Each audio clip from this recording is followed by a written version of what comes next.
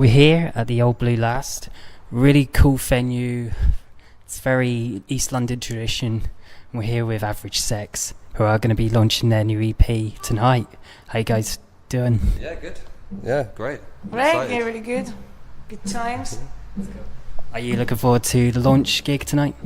Yeah, definitely. Obviously, the record actually came out last Friday, but obviously we thought we'd sort of have a release party. It was getting a date, for it, and sort of worked out. It sort of transpired that it was today, but but the record's been out a week, so it's kind of a bit of a, we've got a bit of feedback, and it seems to have gone down well with people, and so we're looking forward to tonight. Everyone, hopefully, will sell some. And we haven't played in London for a long time actually, so should be quite fun. It's going to be also all our friends are coming, so it's going to be tonight. Is going to be proper party celebration more than just coming here and playing. It's just going to be like celebrate. It's going to be cool tonight. There's a lot of few bands that I haven't really heard of from the support acts tonight. I've got to check these guys out. Tonight. They're sound checking away underneath us as we. Do you want to move somewhere else, because it went exactly above the stage. Maybe that's not. I think it sounds alright here. Yeah. Just pretty good. It's pretty quiet. Anyway, this is going to be the first question. Is how long has the band formed?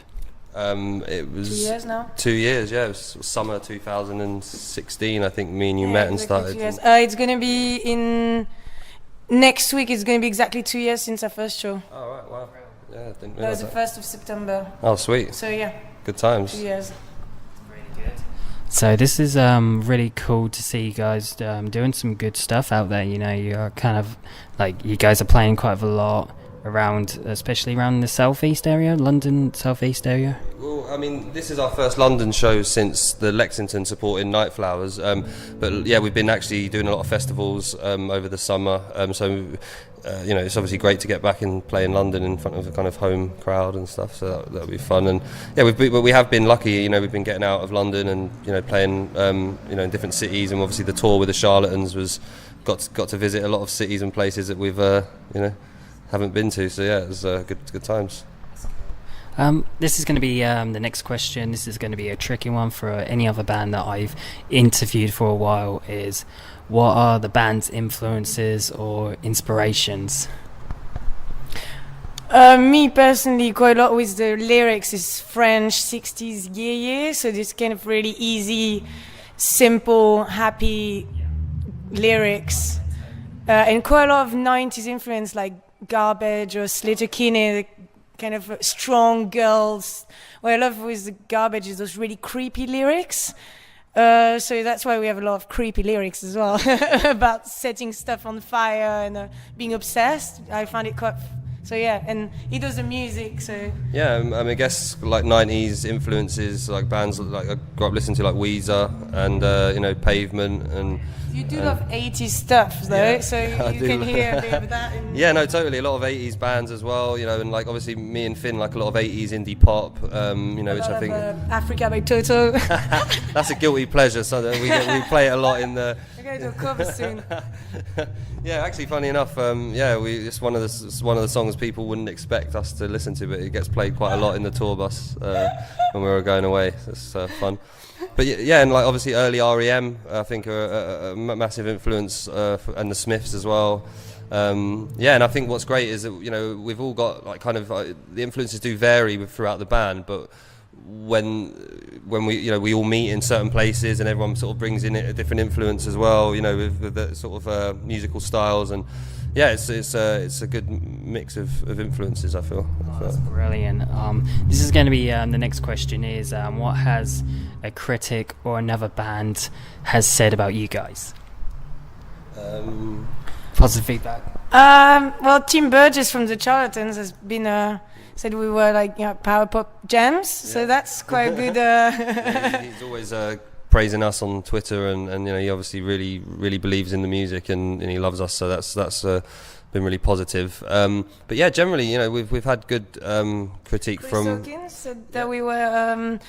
They really liked the new single on the BBC Six the other day, so that's quite good. So far, I think that so far people only bother to give good critics because people who hate it just won't talk about it. So it's so far people don't really get out of their way to be mean yet. Yeah, so we've had a lot of most of the feedback on the releases have been, well, all of it really has been really positive, and so yeah, that's great. And yeah, I mean, obviously we're preparing ourselves for any kind of negative stuff that does happen, I guess. Yeah. But I think we give the negative feedback to ourselves quite a lot already, because we suffer from quite a lot of anxiety, so we're the harshest judges of ourselves. Yeah, I exactly. think We're our harshest critics. Harsher critics. Yeah. So you guys, any plans for next year? Anything like a new album coming out, or is a new full-length album, something like that coming? We've got 100% new EP that's going to come. There's plans for an album. And also there's quite a few things that are starting to move around that we can't really talk about yet, but it seems like it's going to be an exciting year. So a lot of hard work, but it's so much fun. It's so great. Yeah, definitely. And like obviously we're releasing stuff through Ogenesis, and yeah, they've been great. And like we've discussed with Tim, like Letitia was just saying, an EP and then an album, which we're going to start working on at the sort of maybe early next year. We already have quite a lot of sorry, we have quite a lot of songs already that we keep writing more, but it's just like so much to pick from that it's quite exciting. We just won't stop. We've been quite prolific with writing songs. We've got about 30 odd songs, and yeah, so I mean, yeah, we'd definitely brace yourself for the album. It's gonna be it's gonna be fun. We've got some really good songs that we haven't actually unleashed yet, so looking forward to hearing it sometime in the next year. Really cool stuff. So how does it feel to play for the launch night? I mean, obviously it's a launch, so it is a kind of special occasion, but I mean, in terms of, I wouldn't say it's just another gig, but for us performing in that aspect of things, it's just like we're so used to, we've been playing we're doing a lot of shows recently, so, we're very prepared, and but it's all, like I said, it's really exciting to just, to play in London with familiar faces who maybe haven't seen us, in a while. I mean, even the last show we did, which was at the Lexington with Night Flowers, that wasn't our show, and we were added to it very last minute kind of thing. So, yeah, I mean, even though it was a great show, and this is actually our show, and yeah, so that I think from that angle we're really excited. Okay. This is going to be a funny question to ask, and this is this is going to be improvisation. Is what is the most embarrassing thing has the band ever done? Any funny thoughts? Anything funny, silly happening during the gigs? During the gigs? Anything I say is embarrassing. I've done the robot on stage. It's just I think just more performance in general is just embarrassing. I think for me, it was quite embarrassing when we played in Sheffield on the tour. My guitar amp stopped working.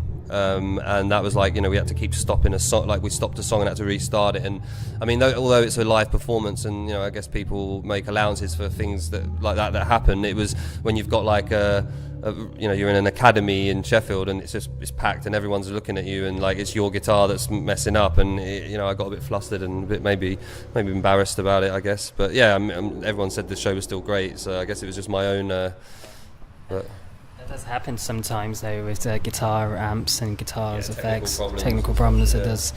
Okay, this is going to be one more question. Is if you ever had a choice of playing a festival, which festival will it be? Oh, Primavera Festival. That would be. I think they have the best or they used to they have the best lineup. It's the most beautiful place. They're that would be sick. I'd go along with something like that, maybe somewhere in quite an exotic location, because the festivals we're playing at the moment are a South bit by Southwest as well. or South by Southwest maybe, or somewhere like Benicassim maybe. But yeah, those would be cool. Somewhere where it's nice and hot. Actually, we went to Barcelona as a band. We were. A lot of people might know this, but we had a cameo appearance in a Indonesian movie. Chick flick. It was so that was fun, and it was great to go to a really nice place and play and it was outdoors, and that was really fun. I can't even remember what the film was called. It was called One Fine Day. So if any of your readers want to sort of check it out. Is there anything that you want to add on before we end the interview? Can't think of anything. I think we've covered quite a few bits, but yeah, just kind of. No, I can't think of anything off the top of my head unless you got another Less question. is more. Yeah. Yeah, but you know, obviously, thanks for you coming for down. that. You know, and yeah, really glad you enjoyed the EP. You know, so yeah, hope you enjoy the show. Yeah, totally, man. I'm looking forward to it. Party! It's party time. So this is Matt Catling. I'm with Average Sex. We're going to end the interview. Thank you very much, and thank you for your time. Matt, thank you very much. Pleasure to meet you. Thank you. It was lovely meeting you. We're ending.